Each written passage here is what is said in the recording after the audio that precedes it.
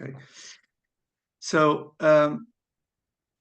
I got a new client in my new studio, the one that I just started 3 weeks ago. So I'm getting new clients for my first time in many Wow, years, which that's is good exciting. because I left all my old clients. And I got a client is from the States, um, and he just came completely crooked on his back. He's twisted on his torso b- because of the pain. He doesn't notice that he's twisted.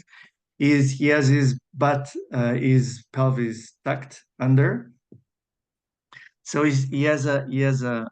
um, um, the figure of someone that is in a lot of pain, Mm, but he's in that situation for some time now. He's in under an enormous emotional tension. I don't know if because of that or as well. It's yeah, everything. Um, so he doesn't breathe. He's all red, very stiff, a little bit fatter. So everything good. yeah, And I started to do some 1 or 2 classes. It felt a little bit better, but not really better.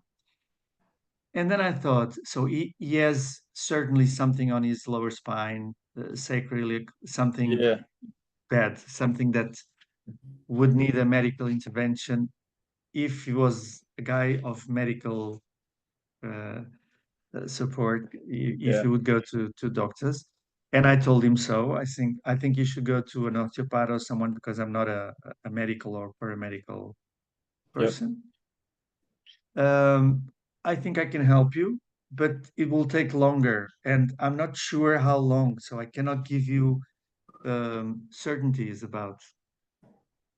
And he said, I have no rush. I'm not in a hurry.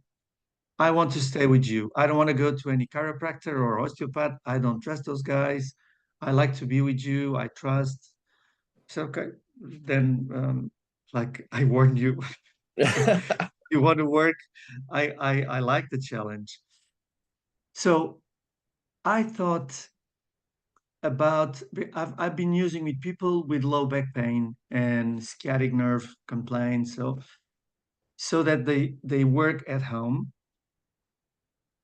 I asked them to buy one of those belts, large belts for the waist, called lumbar, sacral lumbar support things, like this one, you know, these things.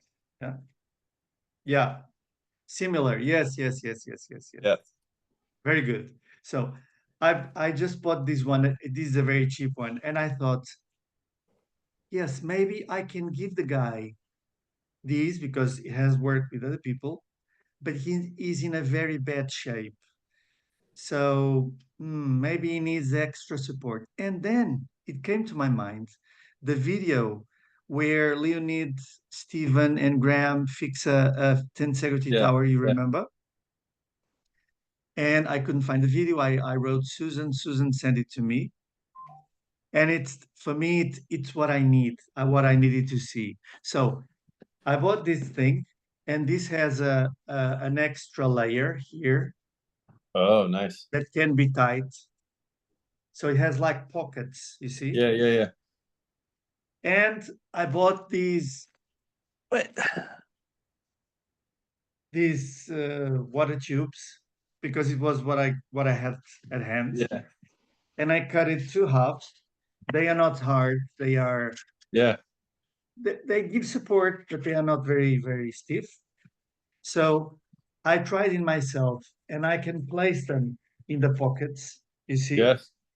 to make extra um, compression elements into the Yeah. tensor thing. And I envision, I saw that video where the guys fix the tower. Yes. So where the transmission from the upper part went to the base after they fixed it and put some um, hard things like this in between. So I'm gonna try with the guy to see how this works. Um, um, and I think it's a good chance. And this is a very good example because he is in a very bad state.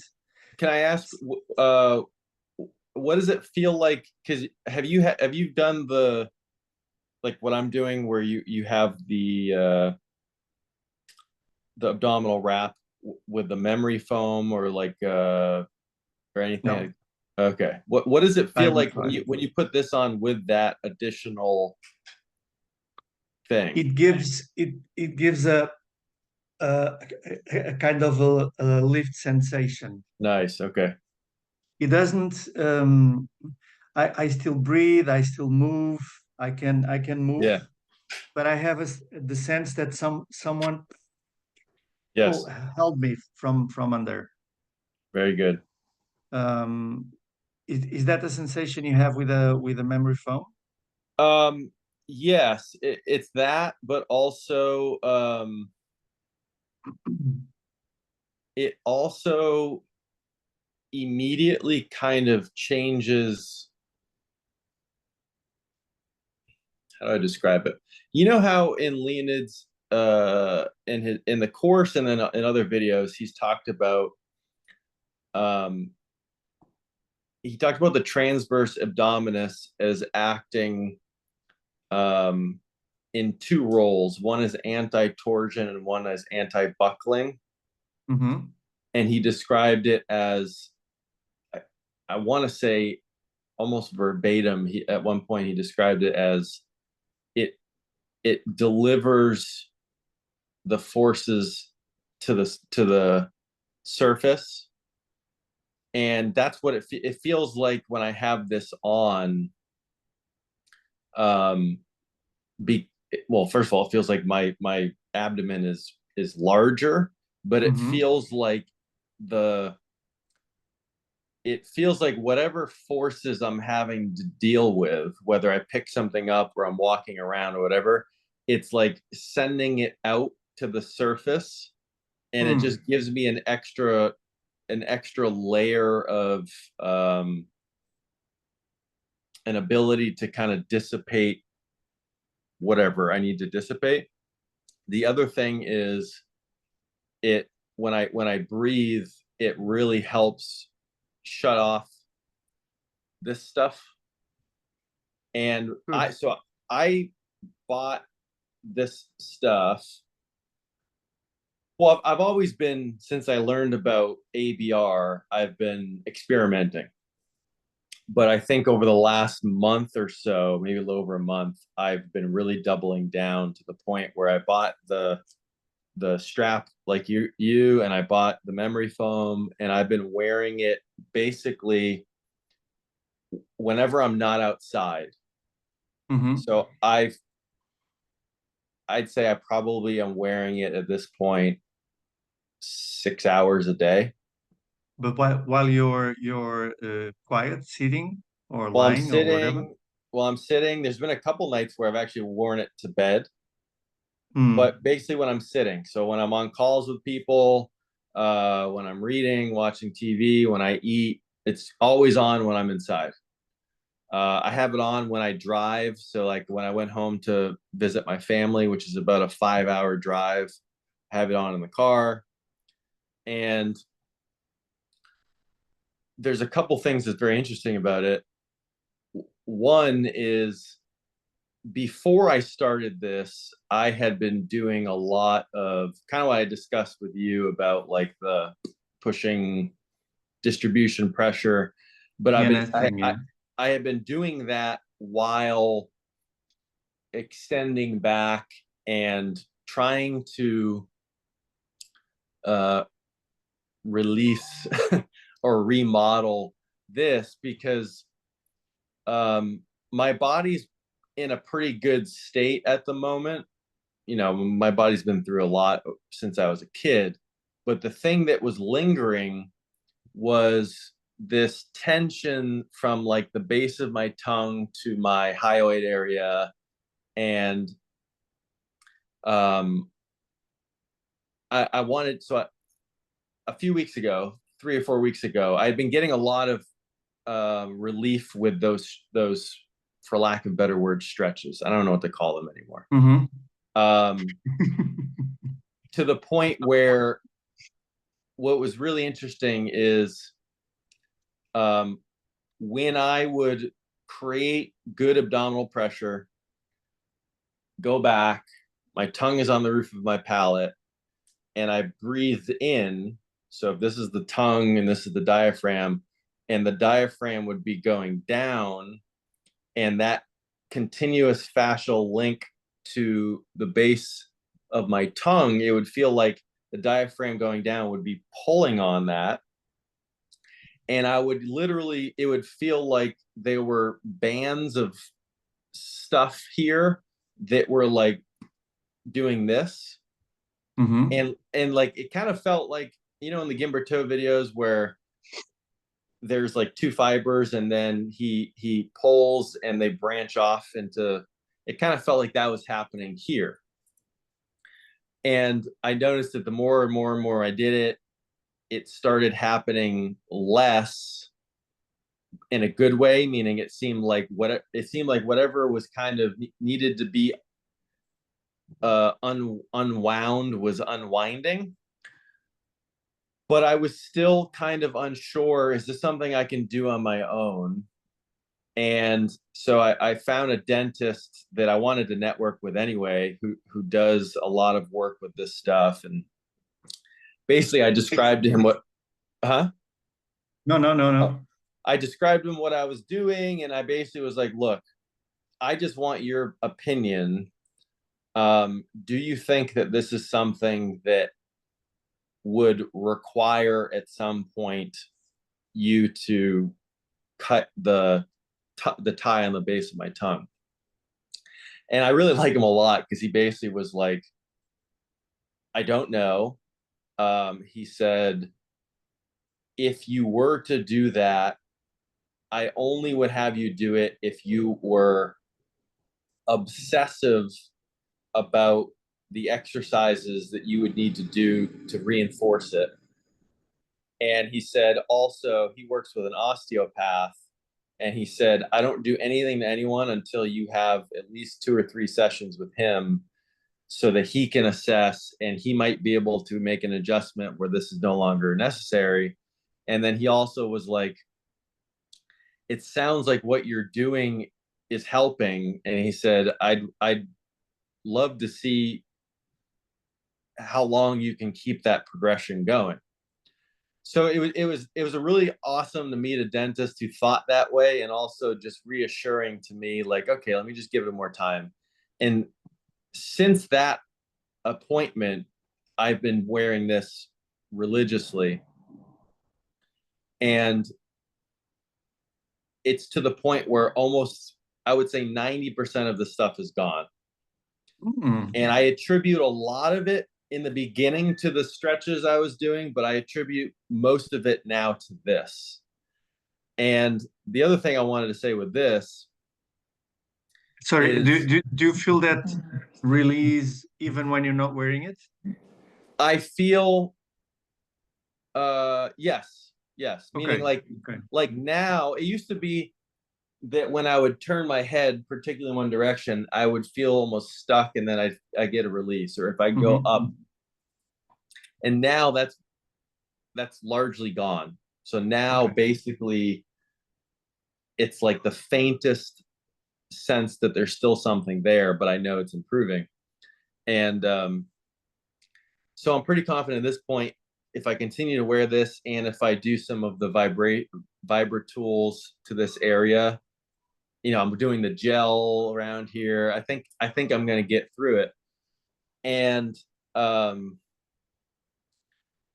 I also, since our last call, have been really delving back into the folding and understanding the folding differently, having new images in my head while I'm doing the folding, and Can you partly describe be them? I will in a sec, but partly Okay, okay. because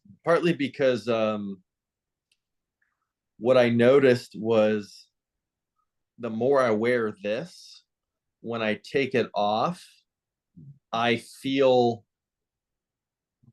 very similar to how I feel after I do a really intense folding session. Mm-hmm. And also after, when I wear this a lot, I fold better after wearing it. Mm-hmm. Um, but I watched the was it last weekend or 2 weekends ago? There was a biotensegrity tea party. Yeah, last weekend, yeah. Yeah. So I watched the recording of that, The and Q&A of the thing. yeah, yeah. Okay. Did you watch that? Yeah, it's amazing. It was Yeah. amazing. Um, so I watched that, and Leonid at one point mentioned the tectonic topology stuff. So I started looking into that and seeing like the classifications in that science of how there's really three tectonic movements. There's the slide, there's the separation, which causes the ridge, and then there's they compress and one dives down under. Mm-hmm. And then I literally just Googled um I think I Googled like soft matter deformation and found some images from some labs in the US, some universities that study soft matter, and one of them had literally like pictures of types of deformations, and the deformations were like, actually, let me see if I can. Hmm. I'm gonna share my screen for a second. Uh,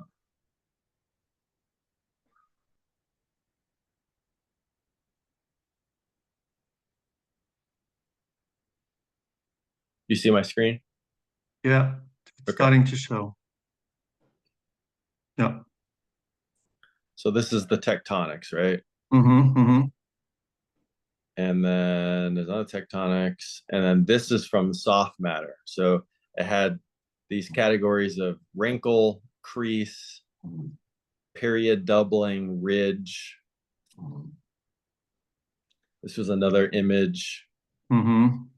and then this was another image of these in the bottom left hand corner. And so I was like, okay, there's definitely a similarity between the soft matter deformation and then the plate tectonics. Mm-hmm. And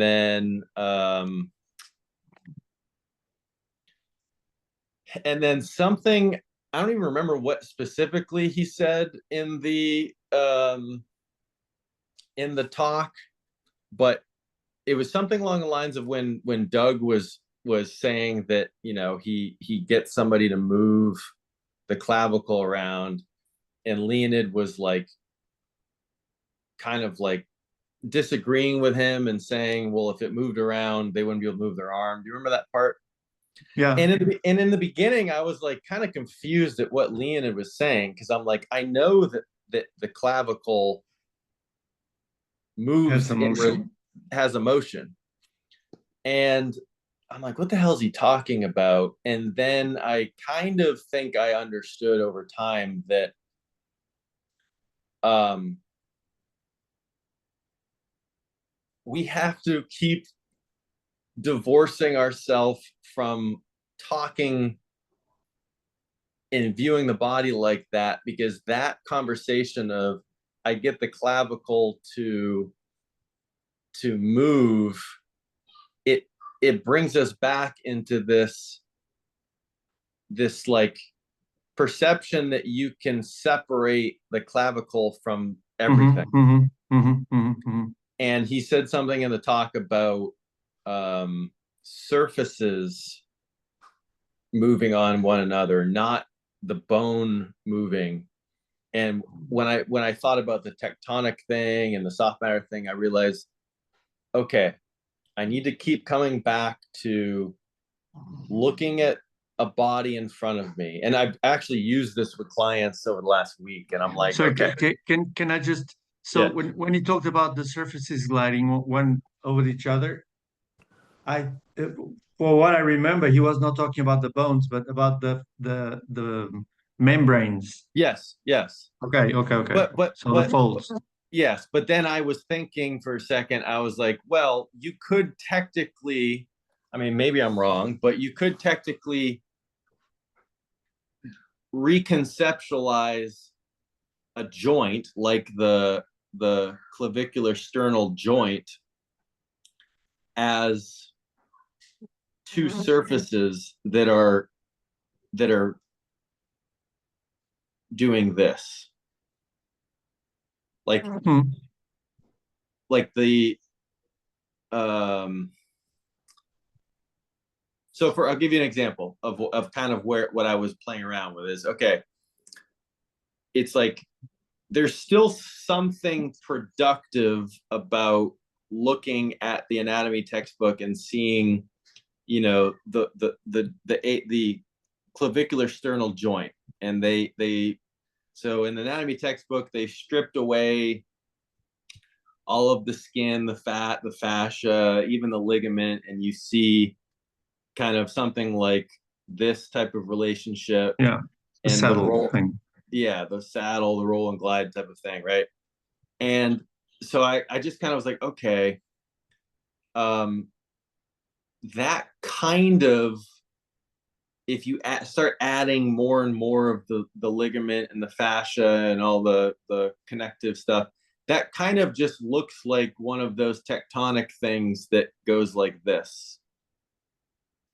So I kind of Hmm. then was like, okay, what if I just try to move my clavicle with the intention of the sternum diving down under Hmm. clavicle, and just deciding that, okay, I'm going to just zero in with my cognitive ability to this one region of my body where I know that there should be relative,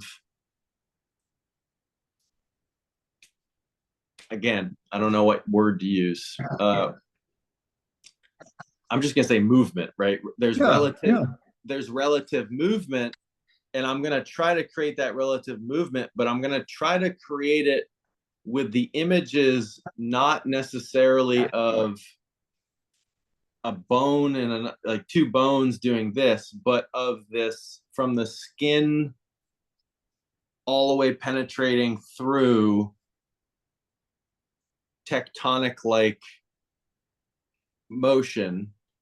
Um, so that's been helpful as far as like, and I keep kind of coming back even with clients now. It's like, okay, if you look at me and I just kind of hold out my arm and I'm showing them, and I just watch my arm move, and I said, just try to pretend that you grew up in a culture where you never saw any pictures of what the inside of the body looks like. Hmm. You never saw anything, Hmm. dead. You just, all you knew was the outside, and you start watching me move, and you're going to be like, eventually you're going to be like, the only thing that you see that's allowing the movement is these deformations in the surface, Hmm. and let's create the movement from there. I'm kind of rambling at this point, but um, so what I've been trying to do with some of these folding now is, I guess, two things. One is continuing what we've been doing with the folding, but maybe with the tectonic analogy of things diving under one another, things fold kind of collapsing and folding Yeah. in, and also um, paying attention to where some key ligaments are and trying to create motion where the ligaments are, which sometimes you don't necessarily see with your eye the surface per se, but trying to create movements there that are still, I'm still conceptualizing the tectonic thing. So for example, you've got your tailbone and you've got your ilium, and technically the tailbone is retracted, so there's like a little lip there, right? So trying in this movement to get that to happen, almost I try to create that motion that's kind of like a tectonic motion of one thing, kind of like that type of thing. Asymmetrical or in an asymmetrical way? Like, what do you mean? It just creating that motion on one side or On just one side. Okay. On one side. So twist. Yes, and what's funny enough is it I mean, makes sense, but it has like a 1-to-1 ratio with the groin around the front. It's like I can pull into my groin and focus just on the groin fold, and I feel in the back that ligament area moving. So I could focus on one at a time, or I can focus on both happening at the same time, and one kind of feeding into the other. And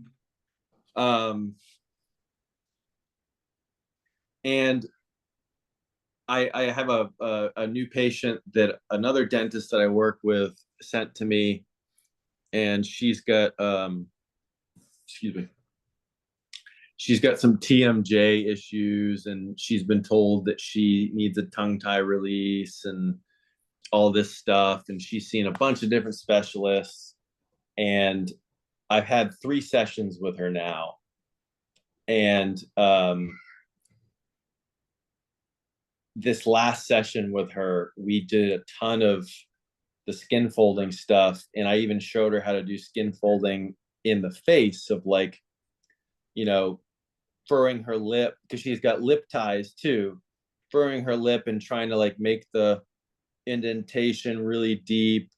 I showed her the different, exploring the neck folds, and after our session, she's like, my jaw hasn't felt this good in years. And she had just last week gone to an osteopath that was feeling around and was like, yeah, your disc is out of place. And he tried to put it back into place. And she said for like 4 days, it was excruciating. So I tried to explain to her kind of like the whole first and second best constraint thing. So that's kind of what I've been playing around with, and in my own movement practice, kind of like what we were doing before, is like combining different folds. So, for example, like, okay, I might just set my feet like this, and I form like a Velcro grip of the ground with my foot, and I'm pulling ankle, knee, groin, and I just keep going, but like changing the angle all the time, and basically getting back to this whole, like, there are no rules and there's no right or wrong movement, as long as I just kind of abide by following the folding. So anyway, that's kind of what I've been. The first thing you said about you wearing the belt and feeling the release, for a better word, up here, it instantly reminded me of the bicycle wheel behavior. Yeah. When you damage the lower part, there will be a hold on Yes. the opposite upper part. Yes. So by The hub will get. rearranging, Yeah. yeah, by giving support on the base, the upper part will, I don't know, that's a possible explanation that goes Yes. along with this Yes. bicycle wheel thing behavior. Yes. And I like a lot the bicycle wheel behavior as an example to see the the um, the issues that I see in my clients' bodies and myself, uh, by trying to see where what is this holding in substitution of something under, um, that doesn't need to be in a follow level. It can be 2 or 3 levels Yes. under. Yes. But that's a very good reasoning for me. It helps me a lot to see, and I heard you talking about it, and it reminded me. And um, I don't know if I told you or you told me, or if it was with another person about the thing that folds when we do the folds, especially any fold, are are like the tensegrity, the icosahedron strings and struts, where you say these strings is energy made visible. So the what you see there is energy Yes. made visible. Yes. Okay. So folds for me, when we do them, we for me are um, distribution paths made visible, Yes. that when you do work perfectly, you don't have to make them visible, because the paths are still, the skin is holding better, Yes. or the past skin bone or whatever is inside is holding better. So all the things that we have nourished to support the fold, they are already there, so they don't need to be expressed that much. Although, in order to work specifically in movement terms, the folds, we movement practitioners, we have to um, represent the fold. We have to make it visible and work it in a visible way. But then if we move in general, we want to see the presence of the fold without having to be present. Yes. You see, without having to be expressed Yes. literally. So for me, that it's something that I've been questioning a lot, because it's from the total absence of the work of the fold inside the body that we see in a kid, in Leonid's kids, where you see the fold actually there, but it's totally fluffy and it doesn't hold anything. You put everything inside, and Leonid wants to see not the expression of the fold in itself. He wants to see the the the body without the fold holding itself, and he knows that the fold has been filled with teeth and whatever he calls it, the gill. So now the fold is doing its job in order to support instead of to collapse. So the fold is still a path to distribute and dissipate motion in the body. It's funny you bring that up, because one of the things that's been confusing for me for a while, that I've been trying to wrap my head around, is kind of what you just said. As far as when we were first exposed to this concept, Leonid shows, okay, kids that don't have folds, and they do this work, and then the folds emerge, and he wants to see that. But also kids who fold too much, and then over time they fold less, and he wants to see that. And I'm like, well, that seems to be something Hmm. I can't come to terms with. And what I think, at least now, maybe is an explanation, and that I don't know if you agree with this, but there are times when there are times when the body is resisting deformation. For example, well, it's always resisting it to some extent. It's always trying to control it. But for example, when he has a kid sitting on a table and he goes and he pushes down, um, I think a healthy response would be he pushes and the body resists, which means that there wouldn't be collapse and folding. So you need that, but you also need, if I'm going to turn and reach and grab something, the ability to fold. So it's like, I Hmm. think maybe what he's alluding to is he doesn't want the kids to be so unstable that they can't resist this, but he also doesn't want the kids to be relying on that second best or third best constraint of muscle tension to try to control the angular accelerations and everything, because in that case they won't have the folds because the muscles are blocking the folds. They won't have the movement. So in that case, the emergence of the folds is an indication that the constraint is improving to the fascial component. So And that's what he calls the superstability element. exactly, That's exactly. we are super stable. Yeah.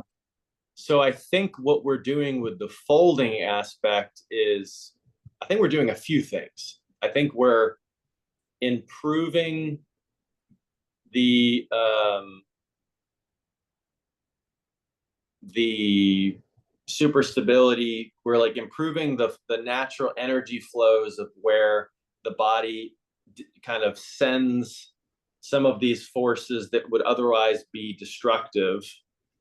I think that we're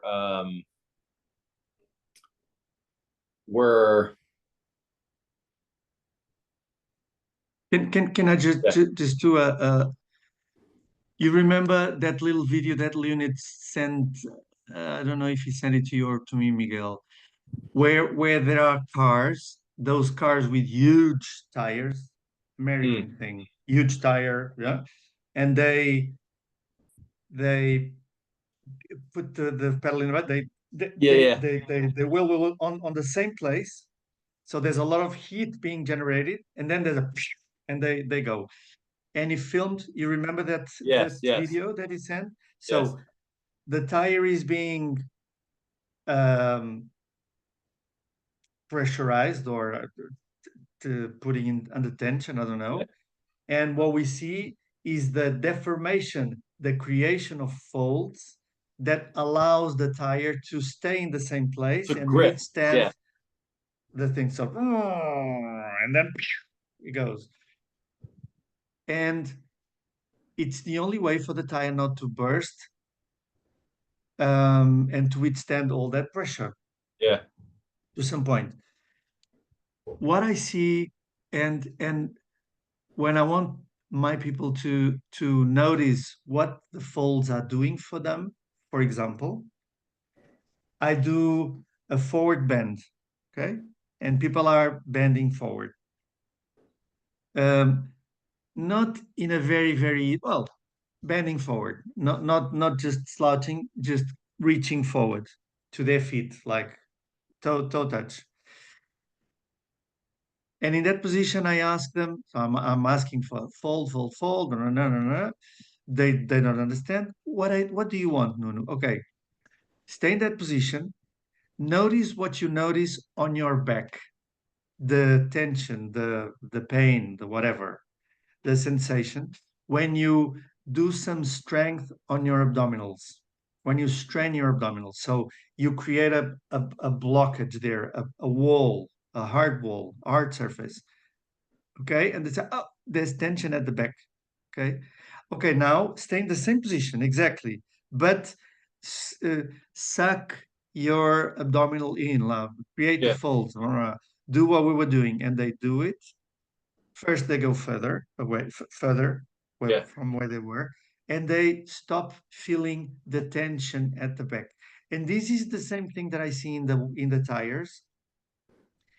I can withstand more uh, angular displacements without the strain that would be created on the stretched, on the eccentric side, Yeah.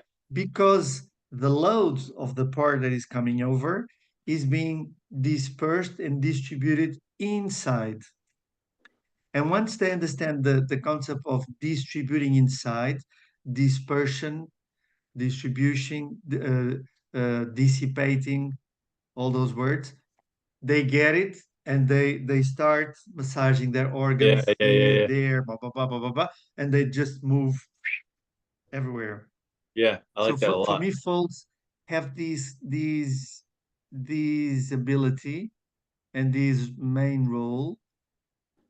But if I'm standing or sitting down, I'm still my torso is still falling, and I'm still trying. So doing something.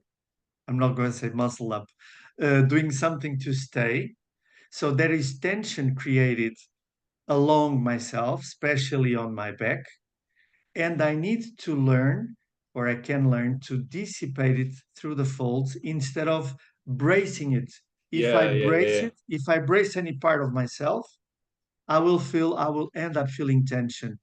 If I find paths of release inside me, I, I stay for hours like that, Yeah. Yeah. and Yeah. I don't feel any pain, any strain, any It's it's discomfort. it's interesting because for a while there I was kind of playing around with like it's like two poles of a conversation is the anti deformation and then the deformation. And for a while there with the whole DNS thing, I was playing around with like, well, if we train this anti deformation thing and getting good results from it, and I still stand by some of that. I think that it's good to train that, and but it's weird because like learning how, like for example, sitting on the ground, learning how to support myself upright by letting the tension go out and disperse out, and how like it feels like a very non-muscle way of stabilizing, and I feel like I could stay here for a while.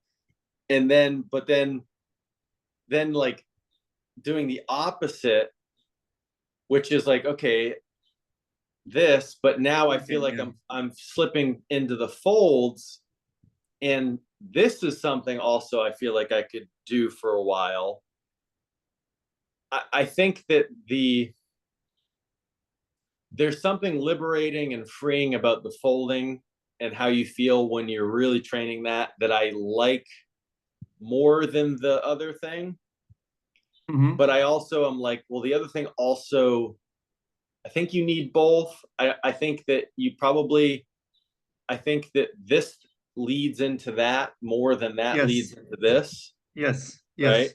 And for me, the intra-abdominal pressure thing, the DNS, or the belt that you're wearing now that does the same action of Yeah. putting the tension to the outside, is creating the ability for the outer surface to work as a support for the Yeah. Yeah. Yeah. mesh, Yeah. the fascia L forms to start working as folds. So you're building paths and giving a support outside Yes.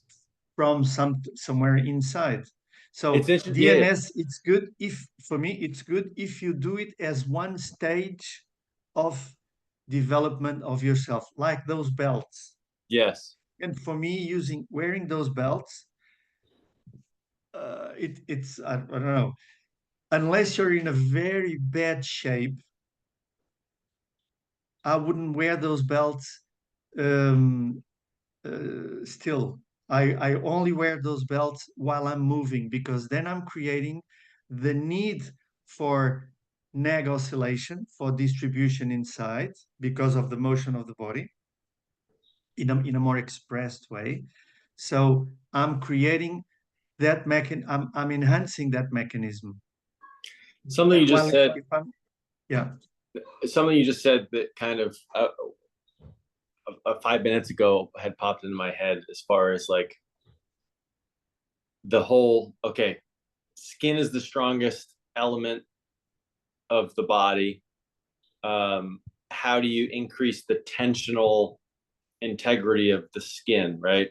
One is if there's something, if there's force being pushed out into the skin from the inside, which I think the Hmm. DNS slash the belt does.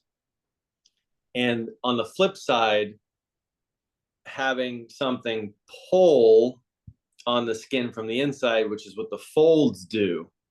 And I'm like, I'm now seeing how they're the flip side of the same coin, and how why both are effective, and why I've been getting good results from both.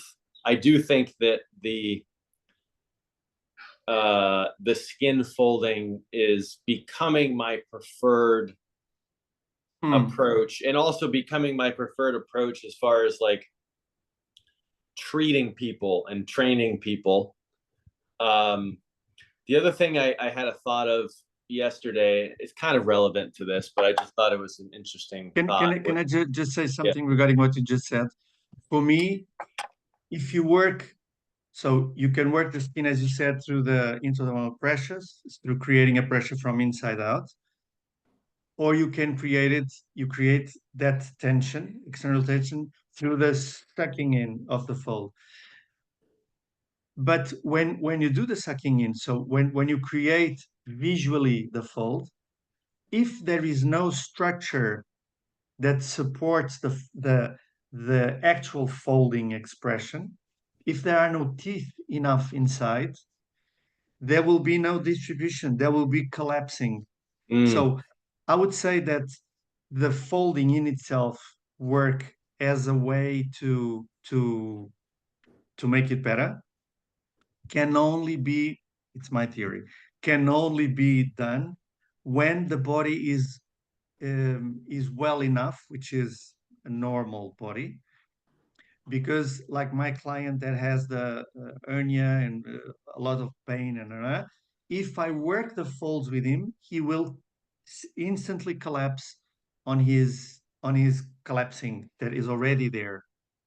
So I would say that DNS and that those belts would be a starting point, like he does with the kids, like the vibrations, the belts, the the um, the um, the folding with the band-aids, um, yeah, all bandage, all those things are previous to working the folds by themselves. right. You This is my reasoning. Yeah, That's why with my clients, and I believe with your clients, which are not like completely disabled, yeah. you prefer to work with the fold, with expressing it, because they already have enough teeth and gear wheels intact that can be enhanced, but they are already there. What's your thought on knowing that the aging process will rob us of teeth? Hmm. What are your thoughts on the belt, the vibratool, all these things that are building the teeth as being like an anti, like for me, I like agree with what you're saying, but I don't know if I agree with you reach a point where the belt or the vibra or this is no longer necessary. I think it's something you should bring along the way, Hmm. because it's kind of like you can't always. train the folding because you're going to get distracted with other things. And it's kind of like, well, what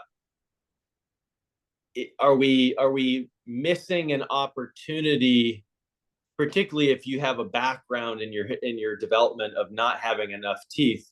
Are you missing an opportunity to continue to build more, but also slow down the degradation of? I understand what you're saying, Yeah, and I've actually thought about it, and I think there are degrees, there are shades yeah, there of expression. Um, there is a position that we do in Pilates, which is the 100. Okay, you're lying down, you lift up your head, you lift up your legs slightly from the floor, and you pump the arms. Okay, it's a thing. And traditionally, that position has been done traditionally, or in the modern Pilates world, not in his photographs, ancient photographs. Uh, Now everyone does that by sticking the lumbar spine to the floor, right. tucking a little the pelvis, and the legs cannot be straight; they need to be high. Blah blah blah blah blah. And I learned that way, as everyone. But then I realized that that wasn't good because I still had pain, Yeah, and my clients also. And I started to do exactly the opposite. My legs come off the floor and they pull the hips forward. So I anchor my coccyx, even yep, not the sacrum, coccyx.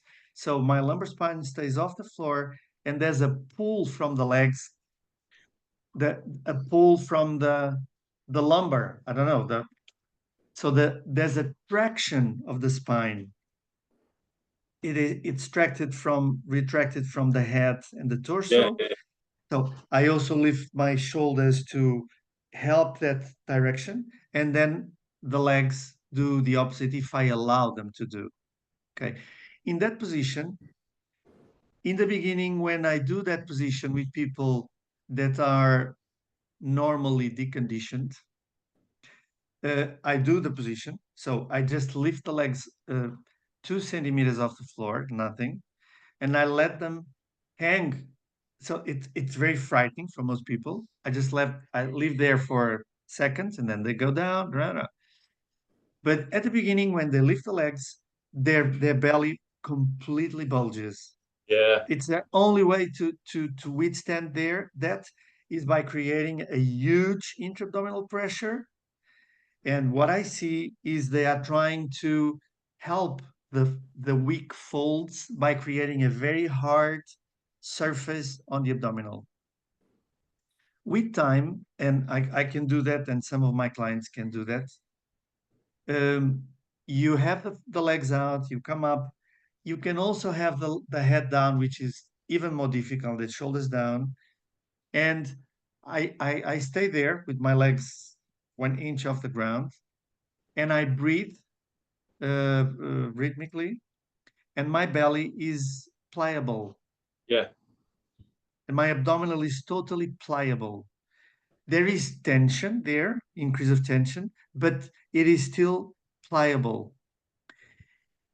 And I thought, what am I working here? What is happening from the decondition that needs to stiffen the thing to the very conditioned one? I'm doing the same strategy, which is tightening the surface so something can work to distribute whatever possible, and it has a limit. But I'm so my distribution mechanism is so well oiled and worked out that I can move the holding surface. I can let it move because the thing has strength enough to distribute that way. yeah, It yeah, doesn't need to be stiff and hold and held to work. So and I correlate that with the intra-abdominal pressure or the belt and the fold by itself. So in your question, in your yeah, yeah, questioning, I only work the folds and I still work the the the belt-like thing or the intra-abdominal pressure, but in a very unexpressed way. You see? Yes. I suck my belly, even if I'm under tension, I release it. So I move all my centers in any It's tension, external interesting. tension. Yeah, it's interesting because over the last couple of weeks, as I've been exclusively training my own body in the folds outside of like the belt I'm wearing at home. But even what's funny is even now that I've pivoted to more fold training, when I have the belt on, I feel the belt mechanism converting into fold. Like I feel it almost like I can feel my belly button fold with the belt on. Whereas when I was training the intra-abdominal pressure, the belt seemed more of like this. Now it's like the sensation's different. But anyway, what I was gonna say was as I've switched over to just training the folds over the last couple of weeks, I've been basically completely non-conscious of breathing all day long. And I'm Mm. finding that I'm just breathing better and more naturally. And also that my perception of stability in my abdomen seems more stable than when it was the intra-abdominal pressure thing. So Coordination of breath with movement. yeah, just wanted to note that. And also I think it's like I'm more and more becoming of the mindset of um, something you'd said a while back, I think, that you shouldn't have to train the breath. You shouldn't have to coordinate the breath. You Yeah. shouldn't have to train the breath in people. And that took me a long time to get here because so much of the methods I've learned All the and methods are based on all breath. the All the methods are methods. based on the Yes. breath. And there's an element, I think, when you start to realize that it's not necessary, where you're kind of like, well, what does this mean? And now it's like believing more and more in the process of, if you just, you know what it is, it's it's a fine line of moving away from training the brain and the nervous system to training the, and it's even hard to talk about because you can't separate it, but what I'm about to say is like training just the physical, The mechanical aspects of it. right. And I hate saying Yeah. that because I always know that it's going to be both, but it's a fine line between doing what we're doing, and I don't want to do it to the point where I lose awareness of the importance of the psychological side of things, because I I know people who have gone down the road of it just being mechanical, and they I see how they talk about their patients and I see how they work with their patients, and it's almost like they approach working with their patient as if the patient is devoid of a soul and a devoid of like emotional regulation and all that. So it's like it's a weird place to be in right now, where it's Yeah. like Yeah. Yeah.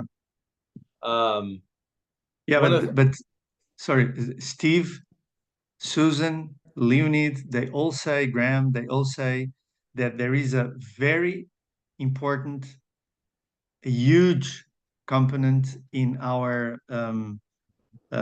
our uh, our movement, kinosphere, that is purely mechanic, that doesn't depend at all from the central nervous system. Of course, we still have emotions while we yeah and reflections, and we still have a head, so we cannot yeah yeah separate. But there is a mechanism, the closed kinematic chain thing they all talk about. It's totally devoid of central nervous system action. Yeah, say you were saying, sorry. That brings up something that I want to continue to talk about with you and others in the future is um, this concept of complex systems and the concept of in a complex system you have the bottom up influence on the system and emergent properties that come from the bottom up, but you also have a top down influence, and you can't really say one is higher than the other. They both play a role in the behavior of the system, but it's made me think before or think of okay, so everything you just said about what they're talking about, there's this whole stuff that's influences the system without the central nervous system, which I totally agree with. But through my years of learning about neuroscience and emotions, one of the things I have to think about is there was an affective neuroscientist. His last name was Panksepp, and he studied emotional systems and mammals. And what he found was all mammals have an evolutionarily inherited I hate to use the word blueprint, but blueprint where there's 7 emotional that he calls them emotional drives. So it's fear, anger, grief, caring, lust, seeking, forget the other one, maybe love. And they all have a unique behavioral output, a unique physical manifestation, a unique neurohormonal profile. And him and his subsequent kind of people who learn from him that study this, when you read their stuff, you kind of walk away with the perception of, okay, I'm here, I'm talking with you, I'm in more of the seeking mode. I'm all my basic needs are met, and I'm curious and I'm trying to learn. But if somebody walked into the room with a gun, I'd switch over to fear, and my whole being would change state. And it'd be driven from the brainstem, which completely immediately changes my whole state. And that has to change, as far as I'm considered, the macro state all the way down into like the individual molecular state. Everything changes. Yeah, I agree. So my thought is like, how do we think about these things in terms of our biotensegrity perspective of, I agree with 100%, as you know, and as I'm describing what I do with people, I agree with like we're training and rehabilitating and whatever the physical mechanical component of it. But I know that if I was working with somebody on that, and again, they for some reason went through an emotional experience that made them fearful or angry or whatever, the physical mechanical system that I'm working with will change like that. Yeah. And it's like it's something I'm trying to figure out how to think about. For me, there is something that you just said, which is the motor pattern or something like that associated with emotion, with an emotion, a motor behavior, a motor expression, which you're talking about. You're working with someone that has something, and the motor pattern changes. But behind it, as as a human body, so as a physical structure, there are basic um, fundamental principles. And this is something that I've been thinking about, and I've been trying to write about it. They say that biotensegrity is based on first principles. And first principles regarding, at the beginning, I asked them, so what are the first, which are the first principles? And I thought they would be like a law from a guy from physics, like Yeah. Newton did something, or Aristotle, or blah, blah, blah. And they said, "Oh, there are many first principles, and I thought, "Oh, fuck you, first principles." And then I tried to search it, and then I went to Google, which I didn't thought at once to go stupidly, and I read that first principles were created. It's a method of it's a way of thinking and perceiving reality created by Aristotle, where he would, to understand something, he would bring that thing into its most fundamental components, basic things of the thing, of the whole, um, and then relate it again to the whole. But you need to bring to come to the basic of the basic, the things that you cannot um, decompose more. So the fundamental things, like in physical structure, the close packing. Yep. So close packing is a fundamental is a basic principle, uh, because that's how matter in the universe organizes. There's no less than that. Poof, it's that. Or minimal energy. Or okay.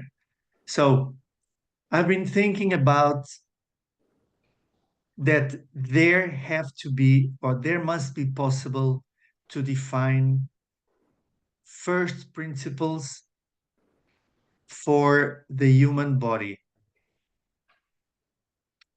Which human body? The perfect human body, the most normal of it. And those first principles can be expressed in a super performance,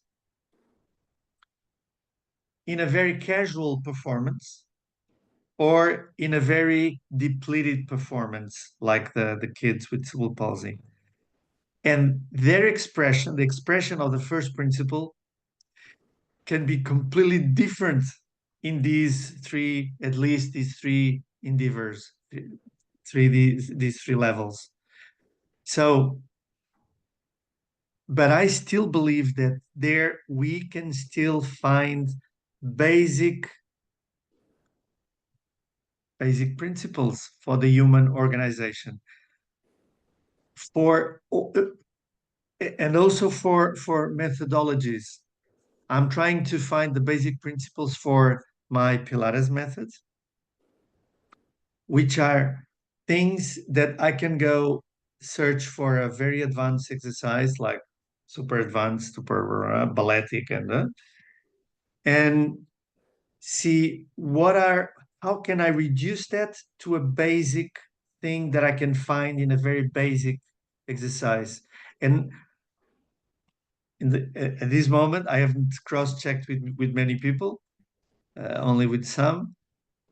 It's okay. I have four basic principles for Pilates practice, which is a way of reorganizing the human body, the human Mhm. function.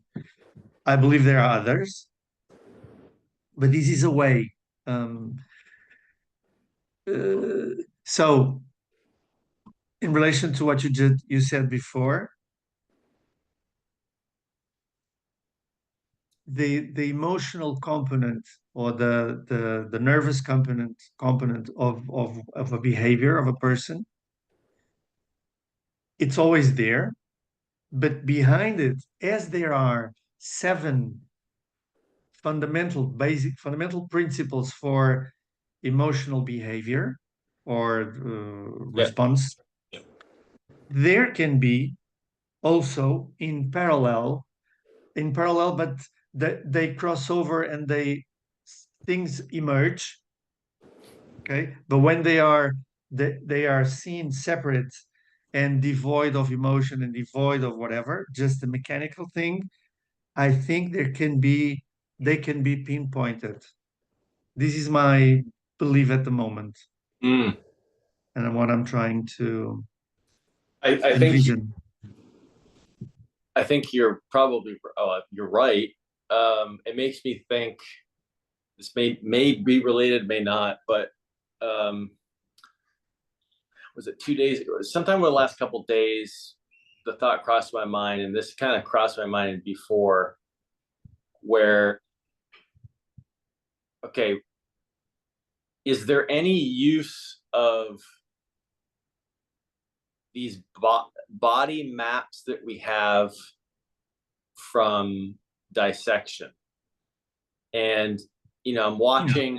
I watched Leonid do these videos where he uses diagrams of just classic anatomy, and he delves information from that. And I also am thinking about this Fascial Research Society, where they have all these books now where they're showing fascial planes and everything. And I'm like, okay, that's telling us something, but if you keep working your way down to like the scale of Gimberto and even lower, it's never static, it's constantly changing, so it's hard to kind of rectify that constant chaos and change, and then this macroscopic path that you see through the body of like I the back understand. of the back of my shoulder through the thoracic lump, whatever. And the thought kind of entered my mind of like, okay, the second you're dead, all that activity stops. It's like the swarm of bees or the school of fish. They just stop, and they stop, and they show us the the, the pattern of activity, the attractor state of pattern of activity that they preferred. And I think that because there was a while where I was like, those things are useless now with everything we know. But now I'm thinking, no, they're not useless. I think that we can use those pretty wisely to explore movement, but also, for example, the skin folds, like explore a path of skin folding that maybe corresponds with this global pattern of the preferred activity that I don't know if I'm making sense, but Yeah, yeah, yeah, yeah, yeah, yeah, yeah. I think I understand. just the thought though of like, oh, this constant reconfiguring, buzzing activity at that scale. If you zoom out, zoom out, zoom out, zoom out, zoom out, zoom out, and then take a snapshot of it, it would You see a look, path. you see a pattern, you Yeah, see a yeah. path. And I think those paths, in some respect, are a first principle, right? And it's also interesting that when you look at the people with the cerebral palsy or some of those really deconditioned, They also have first principles there. Yeah. they do, but because at this scale, it's not as lively, right? At the Gimberto scale, it's not as lively. There's almost a lack of definition of them at the macroscopic scale, where, like, for example, I had a client a couple days ago, a new client that I knew nothing about going into it other than he's got some jaw issue, and he turns out he's got a connective tissue disorder. He's been labeled with a connective tissue disorder. He's had it since he's a kid. He's got a bunch of neurological conditions, but his skin is super slippery. He's super hypermobile. He doesn't have any of the springiness in his toes, his feet, his fingers. He's kind of like a CP kid. And when you look at him with his shirt off, it's like he doesn't have those macroscopic patterns. It's like he's just a blob. He's like a blob of just, there's no defined pattern outside of this very just kind of basic, like he's got arms, he's got a chest, but everything's muddled. And I'm like, I wonder if because at the small scale, this activity that emerges into these patterns, this activity is not really happening well. So the pattern is, there's no pattern. And that's exactly what Leonid is conveying Yes. in his ABR. Yes. Is working the cloud of unknowing, the cloud of, Yes. Yes. yeah, which is the one that feeds the expression, let's say. Yes. Yes. That So whole concept of the fact that at those scales, there's no, it makes me think. So a client of mine who's into uh, dark matter, reading about dark matter physics. He said he was reading some article that with some new technology, they've discovered that basically they keep finding smaller particles that make up even the particles that we thought were the smallest particles. And one of those very elementary particles, he described it, that the article said the physicists have found that they pop into existence, and almost as quickly as they pop into existence, they're gone again. And I need to find the article and read about it, but it made me think of the Gimberto. I'm like, these things pop, these connections constantly reconfigure, and they pop into existence and they're gone, and they pop into, and somehow out of that you have this constant type form that is able to have some continuity through your lifetime. And it's just like, so crazy. You know, you're making me think of that if you go to another dimension like existence and religion, what every religion preaches is exactly that impermanence. Yes, yes. But because we have existences of years, we don't see our impermanence. And actually, my father is okay, but he has 84, 86, and he will have to have a valve replaced in his heart, open heart, so he's having problems. And of course, this makes us think about him being here or not, or whatever. So the to think, we don't want to think about our finitude as this appearance, but those scales that you were talking about, black matter, dark matter, there, those evidences are so evident that they even confuse us. How can it be? Something shows up and instantly it Right. disappears. And to But think that it is. there's elements of us that are coming and going that fast.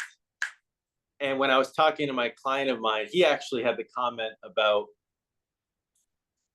we're talking about that, and we talked about kind of what you're saying of like, well, this concept of we all come from something and we go back to that thing. And he was like, well, who's to say that you and I, it, who's to say it's the first time you and I have come and gone from this thing? And that, I don't know why I never really thought of it in that way, but it kind of shook me a little bit. I'm like, holy shit, there is some truth to that. Like, Yeah. who's to say that this is the first time I've lived? Yeah. Yeah. I've been reading now just a very small exemplar of the Tao, the Yes. do not do. Yeah. Uh, very very simple with the verses, the main verses of in written translation. I don't even know if the translation is good or not, but and it's so it's because I'm having all these things in my mind, scales, Yeah. existence, blah blah blah blah blah blah. The way we position ourselves not as doers in our profession but as facilitators, just allowing blah blah blah, blah, blah. Man, that's what they talk about with the different images, but now it's as if I can understand what they are saying. Those little verses that are totally enigmatic, and for me, it it it is Yeah. amazing. So all these things that we are trying to find and to discover, they have been already said Yeah. millions and millions of years ago. We just cannot read the words that have been how they have been said because they were said in a completely different context. Yes. So we need to rediscover the will every generation. Yes.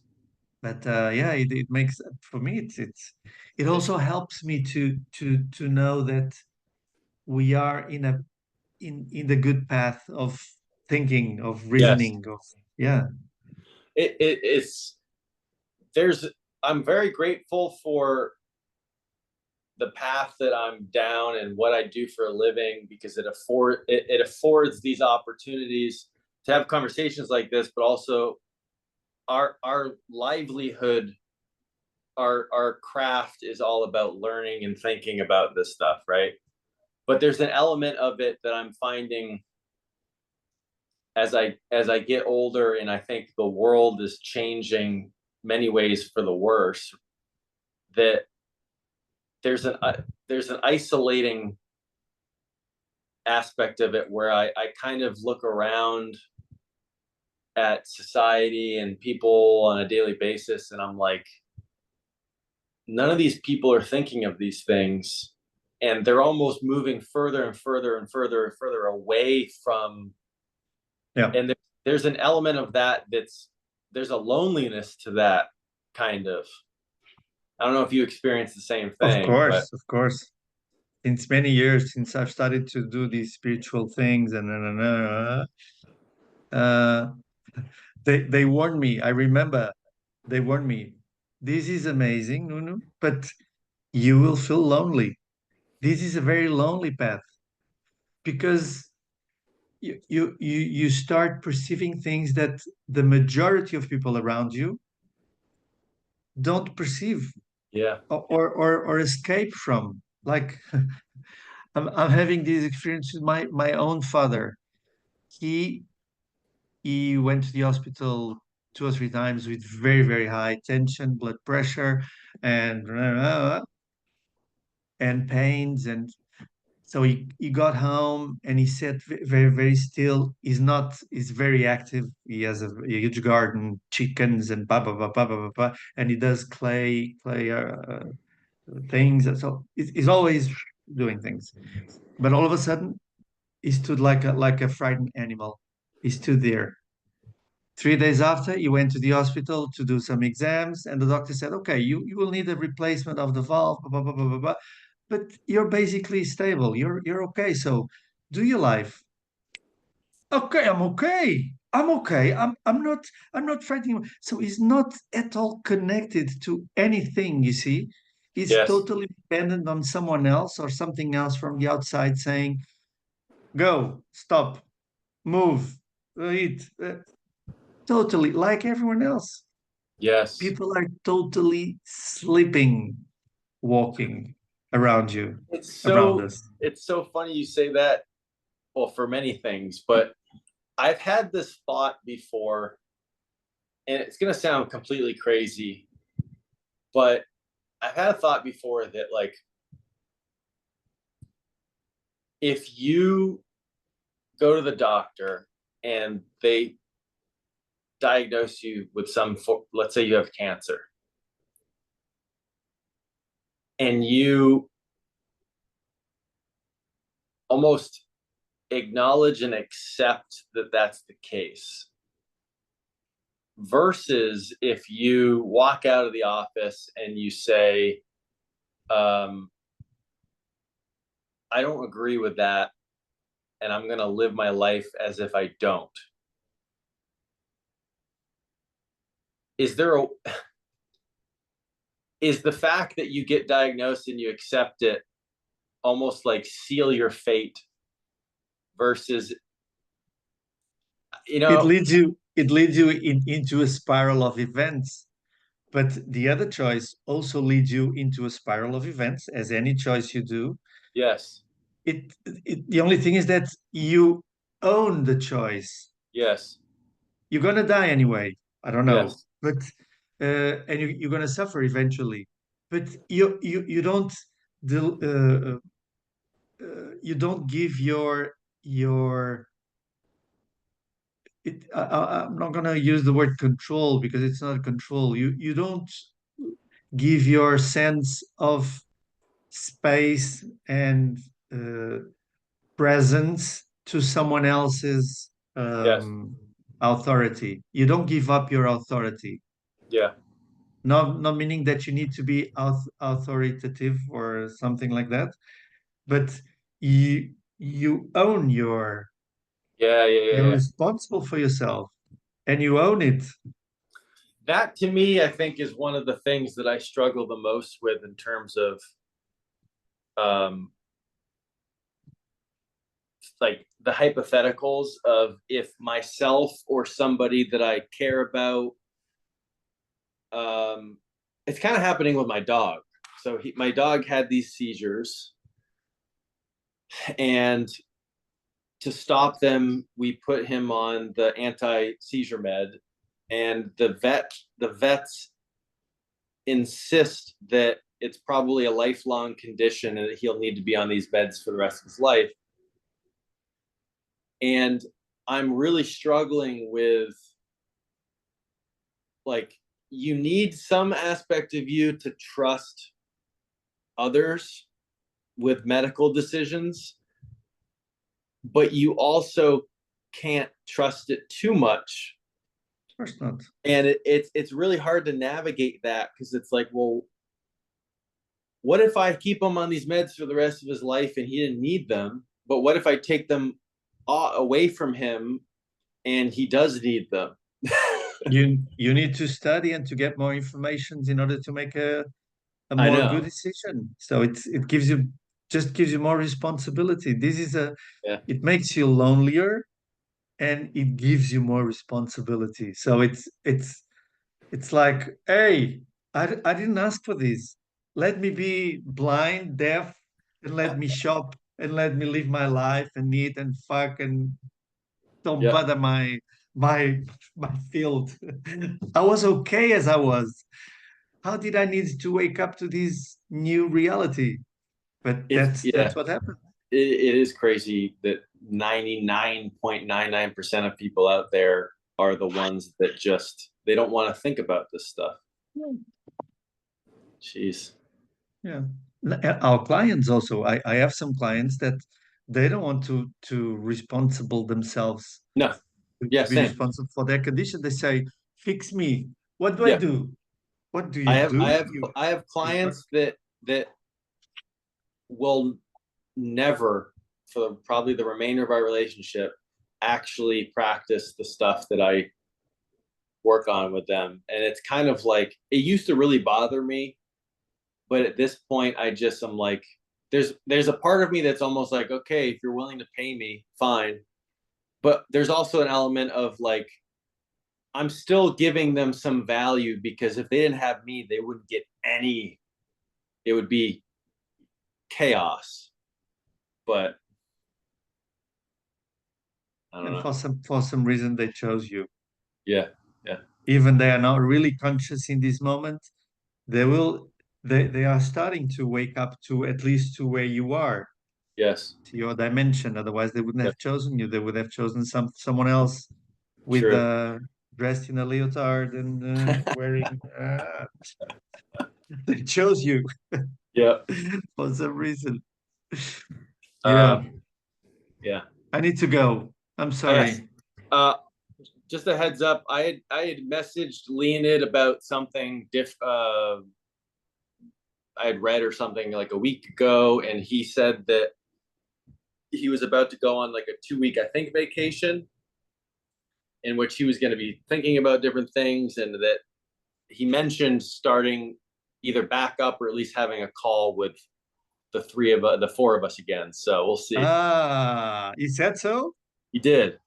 Good, good, good, good, good, good, good. Yeah, So I was actually starting to go through his talks because I've translated them all to Portuguese. I've written yeah, them all down. So I want to go through to see the subjects that he talks where and try to make like an index for each talk. So nice. here he talks about these, taka, taka, taka. And to make it more clear in my mind now that I have a different understanding of what he's talking about, Yeah, yeah, yeah. um, yeah, I think it will help. I also started, I think I told you, a book club here. Yes, yes, It's going very well. Susan was present on the last one. If you want, you can check it because yeah, it's half Portuguese, half I translated her, and she gives beautiful images. She was really inspired because she was not meant to talk. She was just meant to say, "Hi, I'm here. Good, you're here." Pa, pa, pa.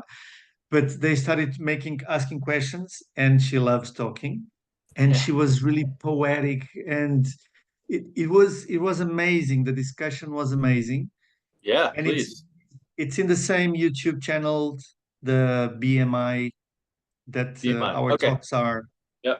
uh, and it's free to watch. It was last session there, so it's the last video Good. recorded there. Um, and things are moving. There are more and more people showing up with interest in what we're talking about. They don't they don't really understand what we are talking about. They think they do, Yeah. so they confuse. They are where we were. They confuse the terms and the tension, compression, and they make up explanations for themselves. But it's very interesting because it allows me to see where I am talking about these things. Mm. And also good because I go through Steve's first articles, which are amazingly They're good. gold mines. They're gold Gold mines. mines, totally. Yeah. Those are the gold mines. All the others Yes. are recollected from things. Those are the where the juice is. Yes. So I can There's speak. one of his first articles that it's pretty lengthy. Forget which one it was, but it was basically like an overview of the whole biotensegrity concept. Yeah, yeah, yeah. And that, Tensegrity, the new biomechanics, I yeah, think. I read that like 12 times for the presentation I did, and I probably still need to go back and reread it. Um, yeah, fascinating. Yeah, yeah, yeah, yeah. I'll send you, once I get the Zoom recording. I'll send you this recording. Okay. Shall I put this on the YouTube Sure. channel also Yeah, for public viewing or I don't care. yeah, good. Okay. Okay. Then All right. I'll post it there. Okay. Thank you very much. Talk soon. Nice Sunday. See you Thank you. soon. Bye.